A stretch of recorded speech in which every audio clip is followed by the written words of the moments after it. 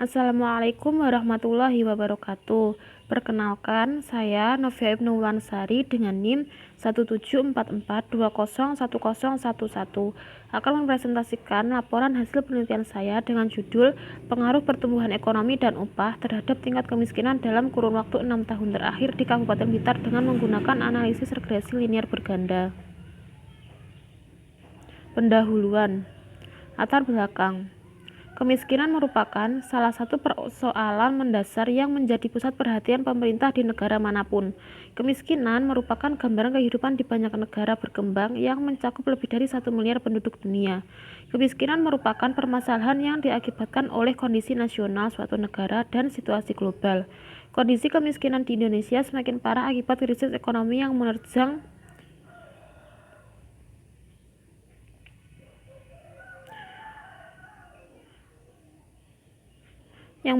Indonesia pada tahun 1998. Jumlah penduduk miskin di Indonesia bertambah pesat. Padahal sebelumnya jumlah penduduk miskin terus berkurang. Walaupun begitu, pertumbuhan ekonomi yang bagus menjadi tidak akan berarti bagi penurunan masyarakat miskin jika tidak diiringi dengan adanya pemerataan pembangunan dan kesejahteraan masyarakat. Permasalahan kemiskinan merupakan permasalahan yang kompleks dan bersifat multidimensional. Oleh karena itu, upaya pengentasan kemiskinan harus dilakukan secara komprehensif yang mencakup berbagai aspek kehidupan masyarakat dan dilaksanakan secara terpadu. Rumusan masalah. Yang pertama, bagaimana pengaruh pertumbuhan ekonomi terhadap tingkat kemiskinan di Kabupaten Blitar? Yang kedua, bagaimana upah berpengaruh terhadap tingkat kemiskinan di Kabupaten Blitar? Tujuan, untuk mengetahui apakah pertumbuhan ekonomi berpengaruh terhadap tingkat kemiskinan di Kabupaten Blitar, serta untuk mengetahui apakah upah berpengaruh terhadap tingkat kemiskinan di Kabupaten Blitar. Manfaat penelitian. Yang pertama, sebagai bahan referensi bagi penelitian berikutnya tentang analisis regresi linear berganda. Yang kedua, sebagai tambahan wawasan dalam bidang matematika, khususnya analisis regresi linear berganda. Batasan masalah. Batasan masalah adalah ruang lingkup masalah atau upaya membatasi ruang lingkup masalah yang terlalu luas atau lebar sehingga penelitian lebih bisa fokus untuk dilakukan. Batasan masalah dapat pula dipahami sebagai batasan pengertian masalah, yaitu penegasan secara operasional atau definisi operasional masalah tersebut yang akan memudahkan untuk melakukan penelitian. Maka, pada penelitian ini batasan masalahnya dibatasi dengan maksimal 6 tahun data terakhir di Kabupaten Blitar. Kajian pustaka. Yang A yaitu kemiskinan. Menurut Chambers tahun 1998 mengatakan bahwa kemiskinan adalah suatu integrated konsep yang memiliki 5 dimensi, yaitu yang pertama kemiskinan atau pauper, yang kedua ketidakberdayaan atau powerless, yang ketiga kerentanan menghadapi situasi darurat atau state of emergency, yang keempat ketergantungan atau dependence, yang kelima keterasingan atau isolation baik secara geografis maupun sosiologis. Kemiskinan dapat dibagi dengan 4 bentuk menurut Suryawati tahun 2005, yaitu kemiskinan absolut, kemiskinan relatif, kemiskinan kultural, serta kemiskinan struktural. Todaro menyatakan bahwa variasi kemiskinan di negara berkembang disebabkan oleh beberapa faktor, yaitu yang pertama luasnya negara, yang kedua sejarah sebagian dijajah oleh negara yang berlainan, yang ketiga, perbedaan kekayaan sumber daya alam dan kualitas sumber daya manusianya. Yang keempat, relatif pentingnya sektor publik dan swasta. Yang kelima, perbedaan struktur industri. Kemiskinan memang merupakan masalah multidimensi yang mencakup berbagai aspek kehidupan. Kondisi kemiskinan setidaknya disebabkan oleh faktor-faktor sebagai berikut. Yang pertama, rendahnya taraf pendidikan dan kesehatan berdampak pada keterbatasan dalam pengembangan diri dan mobilitas. Hal ini berpengaruh terhadap daya kompetisi dalam merebut atau memasuki dunia kerja.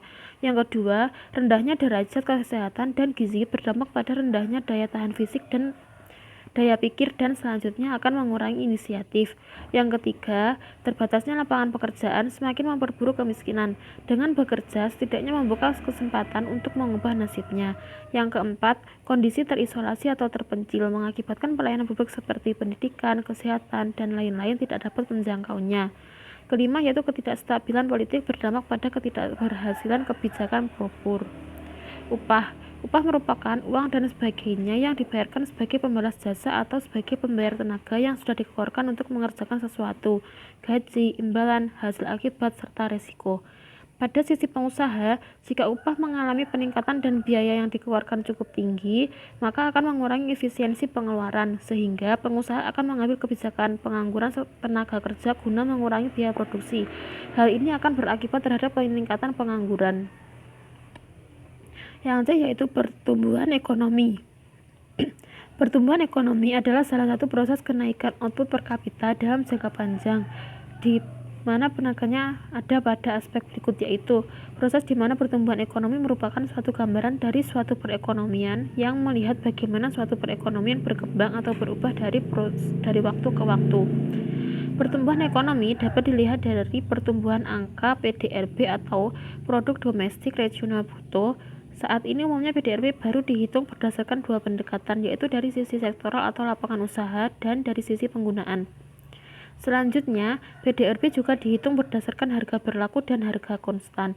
Produk Domestik Regional Bruto atau PDRB menurut Badan Pusat Statistik atau BPS didefinisikan sebagai jumlah nilai tambah yang dihasilkan oleh seluruh unit usaha dan dalam suatu wilayah, atau merupakan jumlah seluruh nilai barang dan jasa akhir yang dihasilkan oleh seluruh unit ekonomi di suatu wilayah.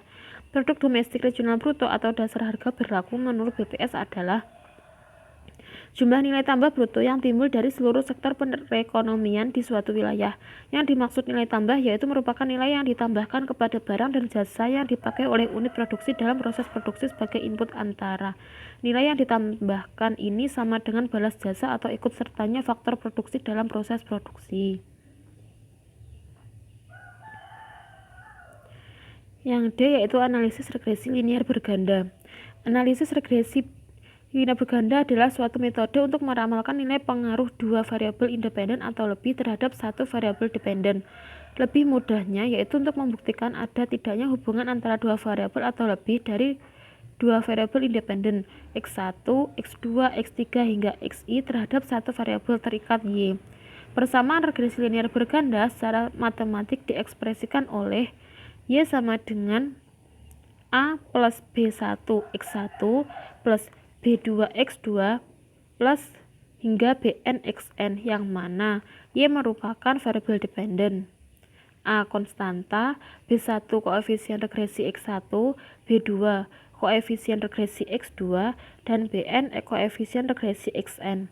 Koefisien regresi b1 dan b2 serta konstanta a dapat dihitung dengan menggunakan rumus a sama dengan sigma y min b1 kali sigma x1 dikurangi b2 sigma x2 per n. Untuk b1 yaitu sigma x2 kuadrat dikali sigma x1y min sigma x2y dikali sigma x1 x2 per sigma x1 kuadrat dikali sigma x2 kuadrat min sigma x1 kali x2 kuadrat. Untuk b2 yaitu sigma x1 kuadrat dikali sigma x2y min sigma x1y dikali sigma x1 x2 seper sigma x1 kuadrat dikali sigma x2 kuadrat dikurangi sigma x1 min x2 kuadrat dikali x2 kuadrat.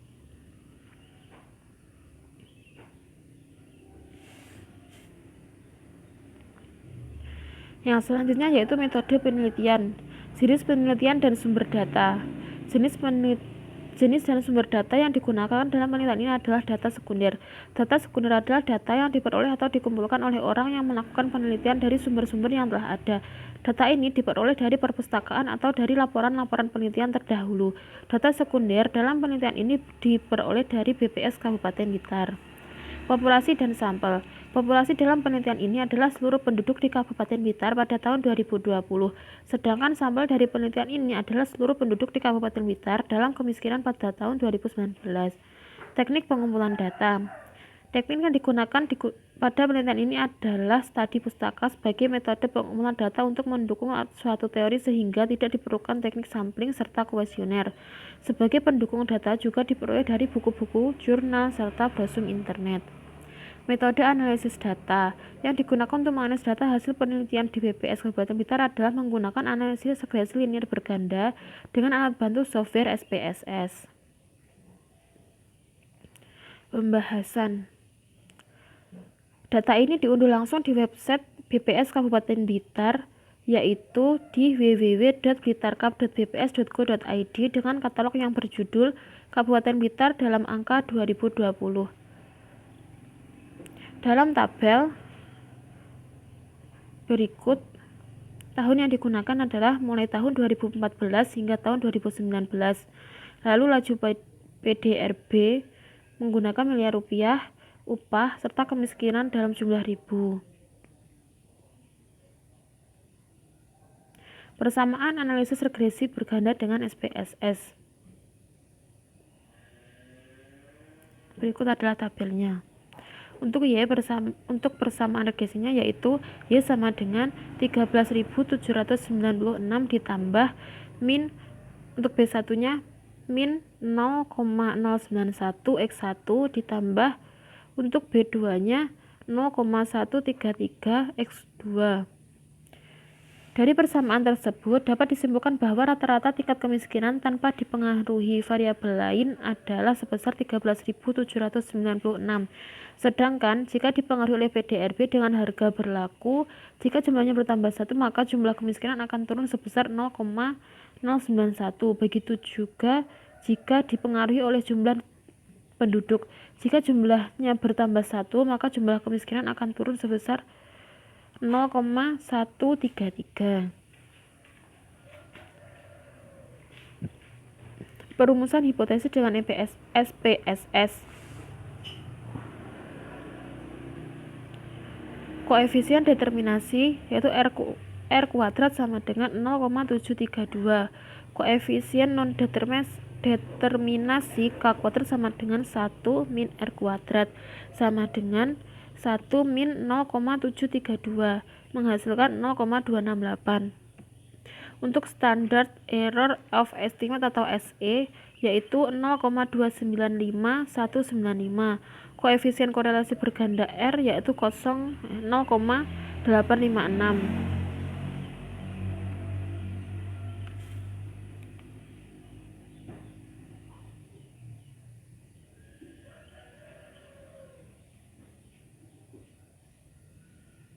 Pengujian hipotesis simultan atau bersama atau biasa disebut dengan uji F.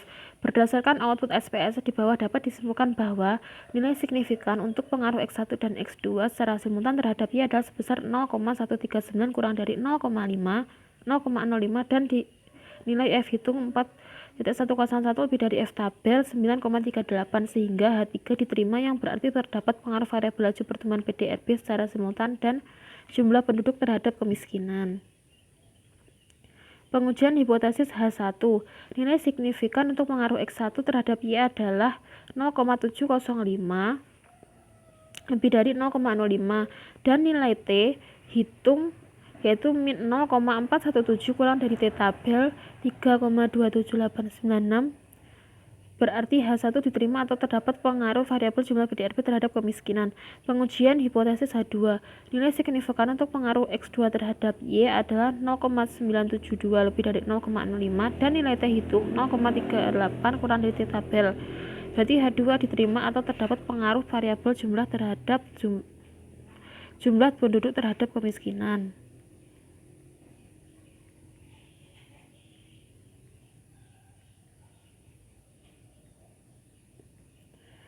Yang terakhir yaitu kesimpulan. Berdasarkan penelitian yang diuraikan di atas, dapat disimpulkan bahwa uji T terhadap variabel kemiskinan begitu juga dengan variabel upah juga berpengaruh terhadap variabel kemiskinan, yaitu pada variabel laju pertumbuhan PDRB nilai sig lebih dari alfa yaitu 0,705 lebih dari 0,05 dan T nilai hitung T kurang dari T tabel yaitu 0,417 kurang dari 3,27896 untuk uji T variabel jumlah penduduk sig lebih dari alfa yaitu 0,972 lebih dari 0,05 dan nilai T hitung kurang dari T tabel yaitu 0,038 kurang dari 3,27896. Berarti H1 diterima atau terdapat pengaruh variabel laju pertumbuhan PDRB terhadap kemiskinan dan juga jumlah penduduk berpengaruh terhadap kemiskinan secara parsial. Sedangkan untuk uji F secara bersama-sama variabel laju pertumbuhan PDRB dan jumlah penduduk berpengaruh terhadap variabel kemiskinan karena pada uji F hitung lebih dari F tabel yaitu 4.101 lebih dari F tabel 9,38 dengan nilai sig kurang dari alfa yaitu 0,139 kurang dari 0,05 sehingga H1 diterima dan H0 ditolak. Demikian yang dapat saya sampaikan. Apabila ada kurang dan lebihnya saya mohon maaf. Wassalamualaikum warahmatullahi wabarakatuh.